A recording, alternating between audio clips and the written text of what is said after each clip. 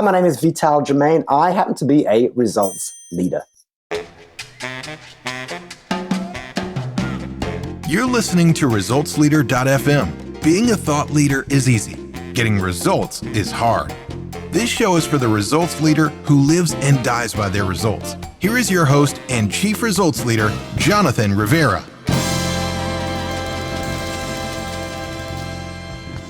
Ladies and gentlemen, boys and girls of all ages, you are listening to ResultsLeader.fm. Welcome to the show. Today, I have got a treat for you. Mr. Vital Germaine joins us to inspire us to reach higher than we thought possible. This is going to be a fun interview. Let's jump in. Vital, welcome to the show. Glad you're here. Are you ready to rock this thing? I'm always ready to rock, and I love your energy, which is even making me more ready. Let's do this. You're getting hyped up. I can feel it. Let's do this, man. Definitely. What book have you given most as a gift? Wow, straight off the bat, you're doing a deep dive. There are multiple books that I like to give. I'll end with the one that I give away the most. Some of the favorite books that I've read that have helped me along my entrepreneurial journey, I think maybe one of the most classic books is Simon Sinek's Start With Why. That's the one that I like to gift people that I believe are in need. And then as a speaker coach, the other one that I like to give is Chris Anderson's TED Talks. Basically, it's called TED. He reignited the whole TED Talk platform. In the beginning, it was dying. But anyway, he has a list of great insights and stories to share with wannabe speakers. So I give that book away a lot. But the book that I ultimately give away and I'm genuinely answering your question, but it's also a shameless plug. This now is the book that I give away the most. It's my book, Innovation Mindset. But why do I give this one away the most? As an entrepreneur, as a speaker, if you have a book, leverage your book as an expensive business card. That's all it is, an expensive business card. So I hand this book out to any potential people that I want to inspire, but also potential clients. So I'm giving this out all the time to people that I think are potential strategic customers or partners down the future. So yes, that's my trade secret. Run with it. Got 3 for 1, starting off with fire. I like that. It's story time, and I know you're a great storyteller, so I can't wait to hear a story of how an apparent failure set you up for later success. This relates to my Cirque du Soleil background, which I leverage now as a keynote speaker and author. And there are so many takeaways, at least for me, but I hope there are takeaways for your audience about my audition process for Cirque du Soleil. So I'm going to give you the Reader's Digest version of it, but I'm living in Manhattan, New York, Manhattan, and I'm living in this rat-infested studio, and I'm broke, and I'm giving up on my American dream, getting ready to go back to America. And I get this, a friend of mine says, you should go and audition for this company. She couldn't pronounce them. I think she said Cirque du Soleil or something. She says they're looking for ethnic acrobats and dancers. Sounds like you, V. So I don't think anything of it, but I wake up that morning thinking like, oh yeah, there was that audition. And I quickly looked at the notes that I'd scribbled down, and it was down at Battery Park at 10 a.m. And it's about 9:15, and I'm like, let me go and do this silly audition. I go to this audition down at Battery Park, and in the back of my mind, I'm telling myself, this is the silliest thing I've ever done. I'm going to run away with the circus, clean up elephant dung, roommate with a bearded lady. All these things are going through my head.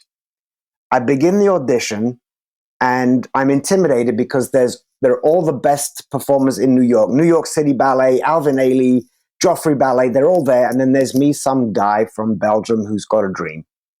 And we begin the audition, and in many ways, shame on me because I'm clowning around at this audition. I'm not taking it seriously. I'm not taking myself seriously.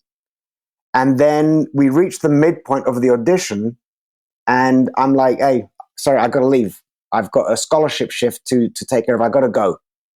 And I'm thinking, I wasted my time anyway. The casting lady says, Vital, I recommend you stay. And so I made phone calls and was able to stay. I get to the end of the audition. They asked me now to do the trapeze, and I'm scared of heights. I've watched all the other ballet dancers fail miserably doing this bungee trapeze act. They're doing all the cliche ballet moves, and they're looking beautiful and elegant. And I get up there and I'm like, you know what? I'm going to show them me. And I start fooling around. I show them the aerial monkey, the robot, all these silly things. I was so embarrassed at how much of a fool I made of myself that I kind of left the audition thinking, yeah, that was the most silly thing you've ever done in your life, Vital. Shame on you. I felt horrible. And then I got the phone call saying, we loved your audition. We loved your freedom. We loved your authenticity. Would you come and join Cirque du Soleil in Las Vegas? And I said, no, thanks. So this is two mistakes. All right. They give me tickets to see the show, and I am blown away. I have this spiritual revelation awakening. And luckily for me, they called me back thinking that I had stalled for more money. They offered me more money. So I basically, in a way, made several mistakes, but they were my saving grace because I went in there with no reservations, free to be me. That was the most authentic version of me that I could have shown them. I wasn't nervous. I wasn't attached to the outcome. And it was the beginning of my American dream. You're thinking back. What would you say is the most worthwhile investment that you have ever made? I've made several good investments. There are some that have been pure business investments, and there are some that have just been at the time, it's what I thought that I would do. This is not going to seem very significant and relevant, but back in Belgium, I'd just come out of the military. We have to do 1 year of national service, and I come out of the military wanting to find a job. And I try to get a job for a company down the street on the docks, an administrative job, and they needed somebody who could type an X amount of words per minute. I couldn't do that, but I wanted this job because I thought that's what everybody else was doing. I went and took a class learning how to type without having to look. And in this modern era, this is pre-computers, pre-everything. I learned on a word processor, and I learned to type rapidly without having to look. And it has helped me in today's modern society where we're typing emails. As an author, I can write, and I can write so quickly. I can literally almost type at the speed that I'm thinking. And it has facilitated everything in my life because I took one typing lesson. And I think if I couldn't type, I might have been overwhelmed in writing a book with one. I wouldn't have been able to do it. So it's about streamlining. It's about you're that guy. Yeah. So really, the takeaway is that I took one class that streamlined what has now become a really significant and relevant process. I've streamlined a process, and it changed my life exponentially. Well, now I feel like I need to learn how to type. Yes, but now it's slightly different. We're doing this now. We're doing this, but still A whole lot more thumbs in that typing, right? Yeah. No doubt, man. So let's go back. In the last 5 years, what new belief, behavior, or habit has most improved your life? That's another really deep question. I think the mindset of most entrepreneurs is we're driven by progress. We constantly want to grow. And I want to share one of my favorite quotes from Jimmy Johnson, former Miami Dolphins head coach, that sort of reiterates this mindset. And he says that the difference between ordinary and extraordinary is that little extra, right? So it now becomes a question of where are you willing to do that little extra to make you become the person that you want to become. And one of the significant things that I went back to because I was struggling as an entrepreneur, I was stressed, I was overwhelmed, I was intimidated. And sometimes I would get into the fight, flight, or freeze. I would get into the fawn mode, fight, flight, freeze, or fawn, right? Because I was intimidated. And I had to reconnect with the essence of who I was, but in a way that was calm, collected, that I could get clarity and focus. And I started meditating again. And through that meditation, I was able to rebuild the resilience that I'd lost. Through the clarity that I gained, I was able to then navigate challenges because I knew what my destination, well, not necessarily the destination, but I knew what the mission was, the purpose, all based on just finding calm and clarity, not making rash decisions. It helped me build my confidence. And the thing about meditation is we think it's so complex because we believe I've got to climb to the top of the mountain and I've got to clear my mind of thoughts. Meditation can just simply be 60 seconds of focused breathing, for example, and just slow down your thoughts. It's that simple. But that one significant choice changed everything for me. Let's talk about that a little bit more because I am a fan of meditation, but that is one of the things that I get back from people is like, I can't shut my mind off. So is it really a matter of shutting your mind off, or is there something more to it? So in part of my journey, what I learned, because I had that issue, I couldn't shut off my mind, and I still do sometimes. But now it's a question of reframe that. Just allow those thoughts to be. Don't fight them. Don't resist. Allow it to be. And over time, through like everything, through practice, I allow them to be. Or if I'm in a moment of meditation where my monkey brain is going insane, I just allow it to happen. And then I just keep focusing, try to focus on my breathing, and it kind of goes back and forth. I find a moment of calm, monkey brain, moment of calm, monkey brain. And if that's what that day's meditation is, I embrace it. That's what it is. But oftentimes, again, with practice, I find that I struggle in the beginning. And then if I only got 30 seconds of pure calm and pure clarity, mission accomplished, because those 30 seconds is where I needed to be for that day. Simplify meditation. Don't be intimidated. One more question on that. Is there a particular style of meditation you do, or is it just kind of like a free for all slowing down?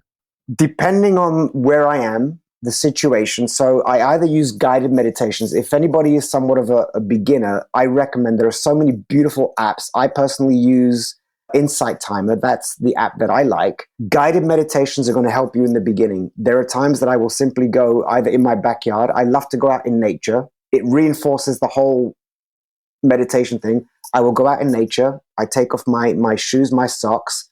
I allow myself to connect to Mother Earth. It's called grounding. And sometimes I'm not necessarily meditating, but I am at one with nature, which is also a form of meditation. So I don't know what the term, well, it's called grounding, but depending on the day, depending on who you are, explore and find which form of meditation works for you. Again, I don't sit there for 2 hours. That doesn't work for me. I like that a lot. I think, I don't know which book it was. It was like, oh, I know. I started with something called the 7 minute meditation, and it takes you through a week at a time of different meditations, but it's only 7 minutes long because of that same thing. When we're first starting, our mind is fighting it tooth and nail to like, come on, get up, do something instead of just being present. And I think that's the biggest thing I learned, just like you said, grounding is being present, and people are not present today with their thumbs clicking away and social media and all that. And it's a beautiful, beautiful thing when you can get present. Yes. What would you say are some bad recommendations you hear in your area of expertise? I hear a lot, and I think the one that I'm going to share is the one that I experienced the most when I was beginning my journey as a speaker working with coaches. And no critique to coaches, because we all have our different styles. This is just something that is personal to me. A lot of coaches, but I also find this happens in terms of sales. Really personalize the experience for the needs of that person. And what a lot of coaches do, they have their one size fits all formula, their 7-step program, their 3-step program, and they teach it to everybody in the same way because that's their go-to thing. But I'm not of the same mindset, particularly of you are. So I think what a good coach should do is help the person work on the attributes that they have. And this is something that I learned from Cirque du Soleil. Every choreographer, director that I'd worked with up until Cirque du Soleil would always show me their step. Here's the choreography. This is what I want you to do, and go out and mirror what I've taught you. But what if they're not my areas of expertise? What if I'm not that flexible and you're asking me to do a series of leg kicks, and I'm not going to make your choreography look good, but you're telling me to do it because that's what you want to do and that's what you know. Cirque du Soleil flipped that. They would ask us, Jonathan, show me your jump. And now you're going to show me the best of you. You're going to show me the things that you love to do. And then they would take your expression and create something built on you, rather than making you a puppet. And a lot of coaches, speakers, and I do it too sometimes. I'm not above all the critique that I'm giving. We dump what works for us on everybody and assume that it's going to work for them. Personalization, personalization, personalization. Now, before we move on to the next section, I know that the audience is thinking this, so I have to ask. Cirque du Soleil performer to speaker coach, how do those things even fit together? That's a good question, and I remember going through that transition. Fortunately, in some ways, it was a somewhat sort of a happenstance. It wasn't this great, incredible plan that I came up with and materialized it. Ultimately, if anybody is going through some form of reinvention, oftentimes we abandon everything that we knew because we think, well, I'm no longer that and I want to do this. All I did is I leveraged all that experience. What did it take to become a Cirque du Soleil performer? What did I learn from the amazing, talented people that I worked with? What did Cirque du Soleil give me as a mindset? What did I learn about culture and leadership and communication? I had this wealth of knowledge. All I had to do, this is it, all I had to do was repackage it. I didn't have to reinvent the wheel. It was already me. I'd already done theater, so I enjoyed speaking. All I had to do was, how do I now translate this into the language that will either resonate with corporations and basically divide the takeaways? Here's takeaway 1, takeaway 2. This is what you can do if you're in this industry. So it wasn't as hard as people think. The other part of the equation is I already had the area of focus and determination, and I found a new passion. So if you've got passion, bit of a plan, because I didn't have much of a plan, but a bit of a plan, and you commit to that, you can literally overcome, reinvent yourself multiple times. And then just rely on the fact that as humans, we are incredibly resilient. I like that. It reminds me of a friend that I had who was a comedian, a stand-up comedian, and he talked about doing improv, and he said the best people in improv were the ones that took the joke that they were handed and said this, and they added to it. So you just added a new layer to what you were doing and repackaged everything. That's a beautiful, beautiful story. But now it's time to get down to business. Now we're about to get into your favorite part of the show, where we talk about results. But first, I've got to ask you, are you picking up what we're laying down here? I hope so. That's why we do the show every week. And I want to ask you for a little bit of help. If there's someone out there that you think can benefit from this show, why not share it with them? Put it out there, hit the share button, use hashtag ResultsLeaderFM, and get it out there. Now let's jump back into the interview. Why do results matter? Well, first of all, it depends how you define results, but results matter in the sense that I have a purpose. I think every business, every entrepreneur has a purpose. And if there are no results, it can mean one of several things. Either you're not in your zone of genius and you're not aligned with what you should be doing. Results are the barometer that you are leveraging your abilities and it aligns with who you want to become. There's this concept called ikigai, and it's where your passion, your vocation, what makes you money, and what you're good at, it's where they all align. Where they align, you can determine by what results am I getting. Now, again, it depends how you measure or define results. For some people, results are how much money is in my bank account. For other people, results are this brings me great joy. It makes me feel fulfilled. Other results are I am changing lives. So not only focus on what is the result, but what does success mean for you personally? So for me, I measure results by, of course, I have multiple metrics. How many books have I sold, maybe? How many companies are hiring me? But ultimately, what drives me and the result that I look for is, was I able to impact your life and inspire you to reach higher and become the person that you want? That's the result that I look for. What area of your business would you like better results? Having just said that, I think ultimately money is always somewhat of a metric. Even with everything that I said, money is always a metric because unfortunately we have to live, we have to survive, we have bills to pay. We want to be able to afford ourselves certain privileges, certain things. And money is the thing. It's not the carrot, but money allows us to be free. So if you're looking for freedom, if you're looking for happiness, money can facilitate that.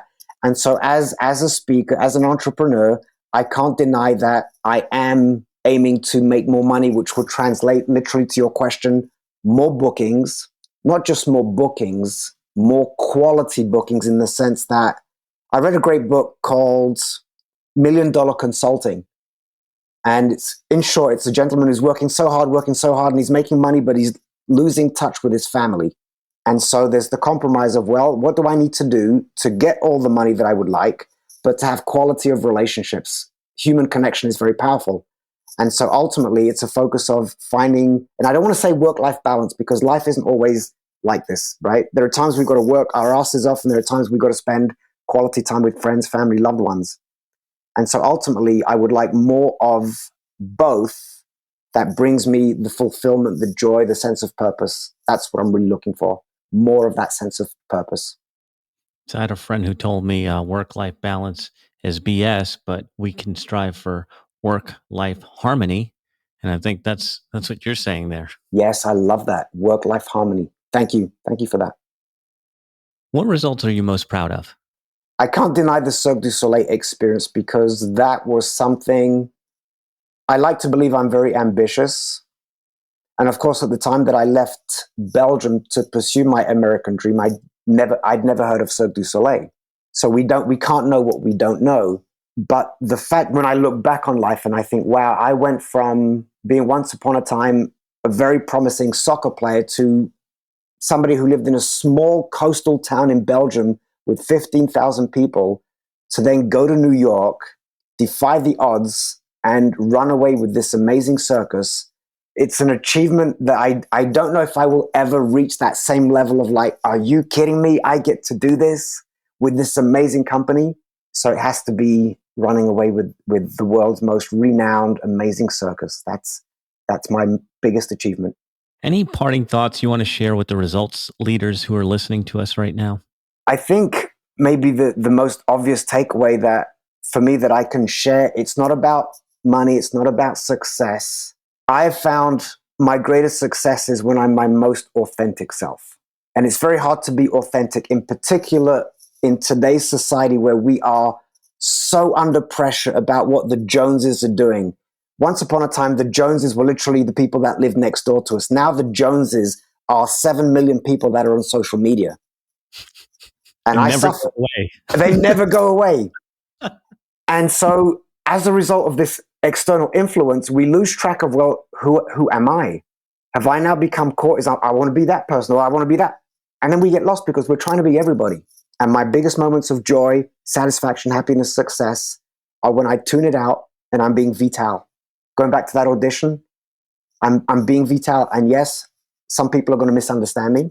Some people are going to misunderstand you when you're being your authentic self. You're going to eliminate people from your life because they're like, well, what happened to the so-and-so we knew? Be you. You will attract the right people. And you will live to the fullest of your potential, because it's the truest essence of who you are, why you were put on this earth. Authenticity. Man, there's no question in my mind that our listeners are going to want more from you. Where can they go? vitalgermaine.com. Pretty much across the board on social media, you will find me at Vital Germaine. If you want to see my TikTok dances, it's not at Vital Germaine. That's the only one that is not Vital Germaine. But everywhere on the board, vitalgermaine.com. I have to dig for that one. We will share links to everything in the show notes. Thank you, Vital, for joining us. Thank you, results leaders, for tuning in. Another show is in the can. That is a wrap for another edition of ResultsLeader.fm.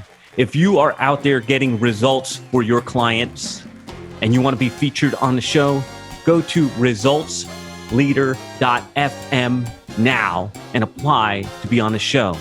And if you love what you're hearing, share the show, give us a rating and review, do anything to help us get the message out there. Thought leadership is easy, but results leadership is hard. We'll catch you on the next one.